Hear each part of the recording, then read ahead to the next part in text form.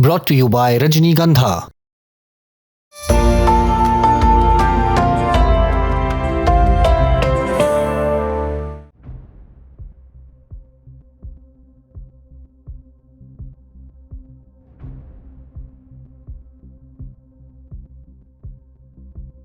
आपको पता है कि हमारे अंतरिक्ष में एक कमाल की घटना हुई है। वैज्ञानिक बता रहे हैं कि अंतरिक्ष में ऐसी जगह ब्लास्ट हुआ है जहां सूरज रखने पर भी उजाला नहीं होता। वो जगह है ब्लैक होल, हमारे यूनिवर्स की सबसे मिस्टीरियस चीज। जो कुछ ब्लैक होल में जाता है पता नहीं फिर कहां चला जाता है, कुछ नहीं पता चलता। एक बड़ा काला गहरा अंधा कुआं, वहां कुछ नहीं दिखता। वहां अंतरिक्ष का सन्नाटा है और वैज्ञानिक कह रहे हैं कि वहां उन्हें धमाका दिखाई दिया है। इस धमाके का मतलब क्या है? क्या हमारी पृथ्वी खतरे में है? क्या हमारी जिंदगी खतरे में है? ये सब समझते हैं आज।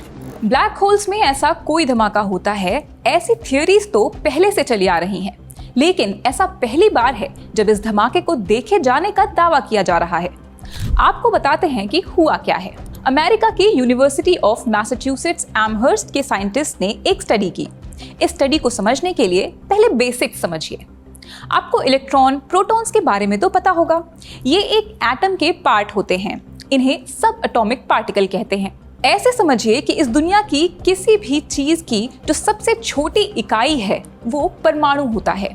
उसके अंदर होता है नाभिक। अंग्रेजी वाले इसको एटम और उसका न्यूक्लियस पढ़ते हैं। इसी न्यूक्लियस के अंदर प्रोटॉन, न्यूट्रॉन होते हैं और इलेक्ट्रॉन्स इन दोनों का चक्कर काटते हैं। इनके अलावा कुछ और सब एटॉमिक पार्टिकल्स भी होते हैं, जैसे हिग्स बोसॉन जिसको गॉड पार्टिकल कहते हैं और न्यूट्रॉन जिसे गोस्ट पार्टिकल कहते हैं। गोस्ट पार्टिकल इसलिए क्योंकि ये किसी भी मैटर से आर पार हो जाते हैं बिना किसी इंटरैक्शन के। आमतौर पर ये सूरज से आते हैं और अरबों खरबों की संख्या में हर सेकंड हमारे शरीर को पार करके अपना निकल जाते हैं, कोई दिक्कत नहीं होती। अब आपको एक और कमाल की चीज बताते हैं। ये जान लेंगे तभी आपको पूरी कहानी समझ में आएगी। आपने भूगोल की किताब में पढ़ा होगा कि धरती पर एक भूमध्य सागर नाम का सागर है। अंग्रेजी में मेडिटेरेनियन सी कहते हैं। ये कहाँ है आप नक्शे में देख सकते हैं। इसी सागर की गहराई में है टेलीस्कोप। इसका नाम है क्यूबिक किलोमीटर न्यूट्रिनो टेलीस्कोप। ये धरती पर आने वाले गोस्ट पार्टिकल यानी न्यूट्रिनोस को ऑब्जर्व करता है। ये क्या होते हैं हमने आपको अभी थोड़ी देर पहले बताया ही। सारी कहानी इसी टेलीस्कोप की वजह से सामने आई। दरअसल साल 2023 में इस टेलीस्कोप को कुछ चौंका देने वाला दिखा। इसके रडार में जो न्यूट्रिनोज नजर आए उन्हें देखकर साइंटिस्ट का दिमाग ही घूम गया। ये बहुत ज्यादा स्पीड में आए थे। ऐसी स्पीड इतिहास में पहले कभी नहीं देखी गई। स्पीड का अंदाजा लगाने के लिए एक मशीन का सहारा लेते हैं। वही मशीन जिसे चालू किया गया था तो तमाम अंधविश्वासी ये बोलने लगे थे कि अब तो दुनिया खत्म ही हो जाएगी। जी हाँ, हम उसी लार्ज हैड्रॉन कोलाइडर या LHC की बात कर रहे हैं। इस मशीन का काम सब एटॉमिक पार्टिकल्स को बहुत ज्यादा स्पीड देकर उनको आपस में लड़ाना है। यहाँ स्पीड का मतलब आप एनर्जी से लगाइए। आपके अंदर एनर्जी ज्यादा तो आप मूवमेंट करेंगे तेजी से। वही रिलेशन है स्पीड और एनर्जी का। अब ये मशीन जितनी ज्यादा स्पीड इन सब एटॉमिक पार्टिकल्स को देती है उससे 1 लाख गुना ज्यादा स्पीड न्यूट्रिनोस की थी, वही जिनको भूमध्य सागर की तलहटी में लगे टेलीस्कोप ने पकड़ा था। अब इस घटना का ब्लैक होल से क्या रिलेशन है ये समझते हैं। तो टेलीस्कोप की फाइंडिंग देखकर तो साइंटिस्ट लग गए सोचने, ब्रह्मांड में बहुत सी ऐसी खगोलीय घटनाएं हैं नहीं जिनसे निकलने वाले न्यूट्रिनोस इतनी स्पीड में दौड़ लगाते हुए आए। बहुत सोचा गया और आखिर में इस टीम की सुई आके रुकी ब्लैक होल्स पर कि हो ना हो ये न्यूट्रिनोस किसी ब्लैक होल से ही आए हैं, और वो भी ब्लैक होल में होने वाले धमाके से निकले हैं।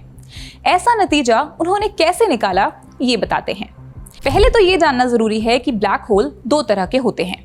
एक तो वो जो सुपरनोवा से बनते हैं।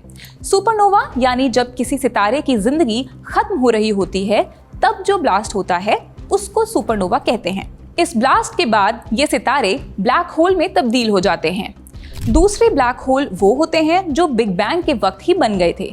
बिग बैंग यानी खरबों साल पहले हुआ वो बड़ा धमाका जिसके बाद सारे ग्रह, तारे वगैरह बने। इस समय बने ब्लैक होल्स को प्राइमोर्डियल ब्लैक होल कहा जाता है, यानी सबसे पुराना, सबसे पहला। इनका होना अभी सिर्फ एक थ्योरी है, इसके लिए अभी कोई सबूत नहीं मिला है। अब समुद्र, टेलीस्कोप, न्यूट्रिनो की स्पीड वाली कहानी पर वापस आते हैं। यहाँ के न्यूट्रिनो जिस ब्लैक होल में धमाके में निकले बताए जा रहे हैं वो प्राइमोर्डियल ब्लैक होल है। वैज्ञानिक ऐसा मानकर चल रहे हैं। आप खुद सोचिए कि करोड़ों लाइट ईयर दूर मौजूद एक ब्लैक होल में धमाका हुआ और उस धमाके से निकला एक छोटा सा पार्टिकल हमारी एक मशीन ने पकड़ लिया।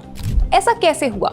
ब्लैक होल कोई भी हो, उसके सेंटर में एक एरिया होता है सिंगुलैरिटी। यहाँ बहुत कम जगह में बहुत सारा मैटर पैक्ड होता है, इसलिए यहाँ ग्रेविटी बहुत स्ट्रांग होती है।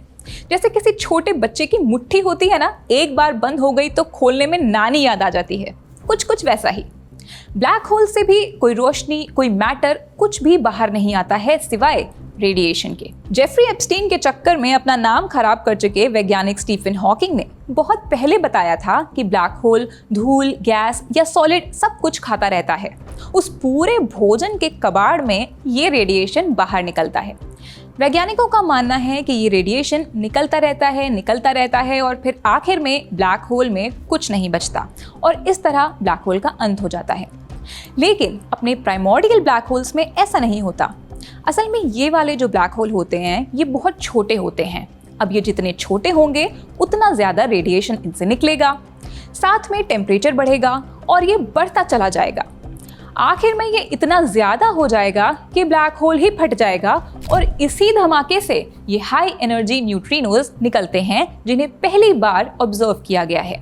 अभी तक ऐसा ब्लास्ट सिर्फ थ्योरीज का पार्ट था, पर कहानी यहाँ खत्म नहीं होती। कहानी डार्क मैटर की भी है, लेकिन वो फिर कभी और। अभी बस इतना जान लीजिए कि वैज्ञानिक पढ़ाई कर रहे हैं, देख रहे हैं कि क्या और भी न्यूट्रिनोज लाइन में हैं और इस सब का धरती पर क्या असर पड़ेगा। सब कुछ समय के पेट में है। अभी के लिए इतना ही। मैं हूं शताक्षी अस्थाना, फिर मिलेंगे। आप देखते रहिए द ललन टॉप।